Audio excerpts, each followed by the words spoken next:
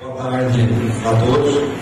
Mais uma vez, eu gostaria de agradecer a oportunidade de estar aqui com todos vocês, participando desse projeto muito bonito que o SEBRAE encabeça, no sentido de democratizar o conhecimento, levar ao interior do Estado, levar, enfim, a todos os cidadãos, matérias tão importantes para o dia a dia de toda a sociedade, com todos esses assuntos que nós estamos vendo serem debatidos aqui. Eu já posso adiantar a todos que a nossa fala não será cansativa, nós não nos ateremos à letra fria da lei para cansá-los com isso. Eu sei que, como advogado, que sou, não obstante seja promotora através do concurso público, mas para ser promotor tem que ser advogado. Eu sei que nós ficarmos debatendo a letra da lei depois do almoço é algo difícil, não é verdade? É algo difícil. Mas fiquem tranquilos, o Dr. Roque já garantiu que hoje nós vamos estar juntos aqui debatendo até as 11h45 da noite. Vocês podem ficar tranquilos, vão ter tempo ainda para descansar. Muito bem.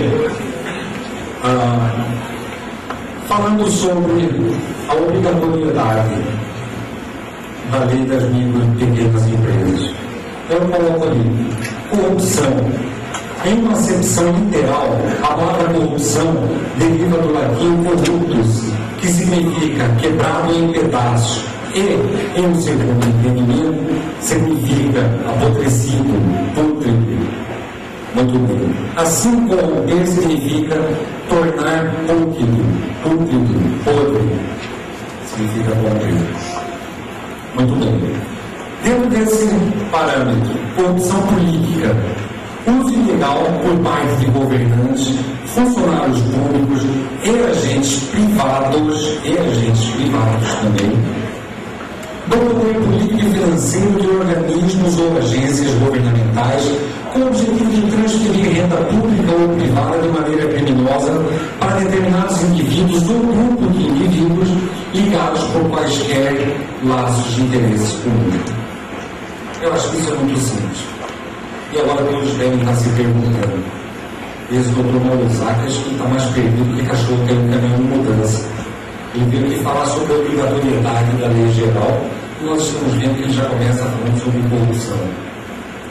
É verdade, de fato, eu não estou perdido. De fato, o que acontece é que um assunto vai, e no decorrer da nossa fala, nós vamos chegar a essa conclusão, vai nos conduzir ao outro. Em verdade, eu já penso o seguinte, existe pouco sentido nós falarmos em termos da obrigatoriedade do cumprimento de determinada lei. Quando nós falamos na edição da lei, esse fato por si só já nos leva à conclusão, óbvia até eu diria, o sentido da obrigatoriedade do seu cumprimento. Então, por que nós temos que falar aqui da obrigatoriedade da lei geral das pequenas empresas?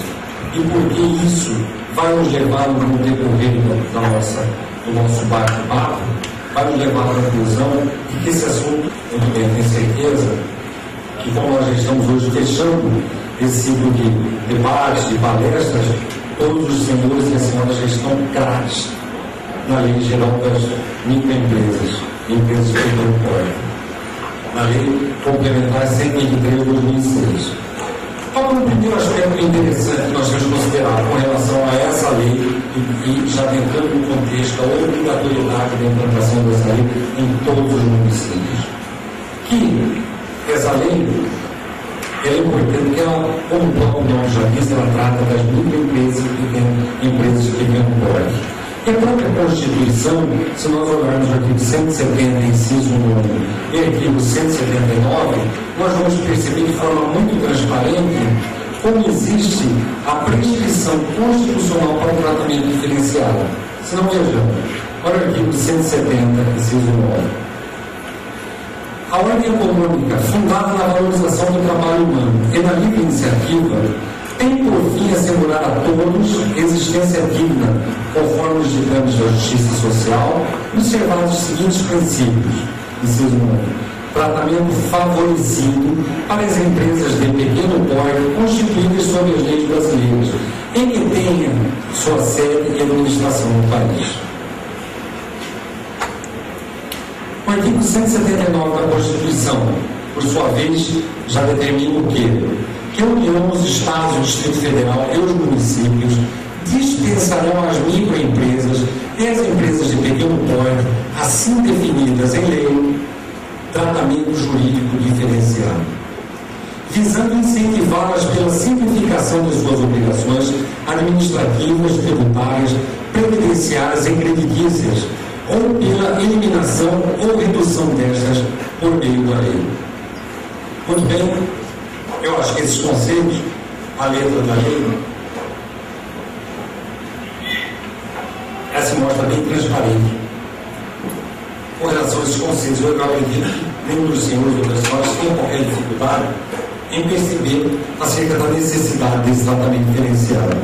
E quando nós falamos em tratamento diferenciado, já nos vem à cabeça o conceito do que de isonomia, que nada mais é do que tratarmos igualmente os iguais e desigualmente os desiguais. Nós não podemos, dentro de um sistema de mercado livre, fecharmos os olhos à grande importância que hoje representam as microempresas e empresas de pequeno porte. Correto? Daí a necessidade da prescrição legal, da edição da lei e principalmente que essa lei seja regulamentada no âmbito do município, que é onde é o fim da linha, onde todos os municípios, enfim, os cidadãos vão poder ter acesso e serem efetivamente beneficiados por esse estatuto, por esse diploma legal. Muito bem. Importância. A representatividade dos pequenos negócios na economia brasileira. Os pequenos negócios representam 20% do PIB nacional, 99,2% das empresas brasileiras são nesse setor, 56,1% da força de trabalho do país, 26% da massa salarial. Olha só, em números, a importância do setor. Daí a necessidade de que haja uma proteção especial a esse setor. Por isso, a imposição legal. Por isso eu fiz questão de frisar. Imposição legal. Nós não podemos falar em aceitar ou não a letra da lei. A lei impõe. Ela existe a imposição legal. Não resta outro caminho senão acatar essa imposição legal. A legalidade, com o princípio da administração, conforme o artigo 37 da Constituição da República, significa que o administrador público está, em toda a sua atividade funcional, sujeito aos mandamentos da lei e às exigências do bem comum. E deles não se pode afastar ou desviar, sob pena de praticar ato inválido, expor-se à responsabilidade disciplinar, civil e criminal, conforme o caso. Muito bem? Isso aí vocês podem olhar e falar, bom, tudo bem, isso eu já sabia. Existe o princípio da legalidade, que o administrador público não pode se desviar dos atos que tem o dever de agir. Se tem esse dever de agir, tem muito maior propriedade e tem o dever de fazer com que as leis sejam cumpridas. Por isso, o administrador público tem sim o dever de implementar essas leis no âmbito de todos os municípios, sob pena de responsabilidade disciplinar, civil e criminal, conforme o caso. Devido aos motores. Muito bem. Ainda, aquecendo os motores, particularidade dos atos da administração pública. Isso é importante que nós tenhamos essa noção. Na administração pública não há liberdade nem vontade pessoal. Enquanto na administração particular é lícito fazer tudo o que a lei não proíbe, na administração pública só é permitido fazer o que a lei autoriza. A lei para particular significa pode fazer assim. A lei para o administrador público significa deve fazer assim. Então, esse princípio, esse norte para o administrador público, ele tem que ser sagrado. Esse norte para o administrador público, ele tem que ser sagrado. Dever do chefe do executivo. Aqui nós vamos entrar em uma discussão. Às vezes o chefe do executivo pode referir a essa questão uma atribuição regulamentar conferida, não é? Ele tem o dever. Conforme nós podemos ler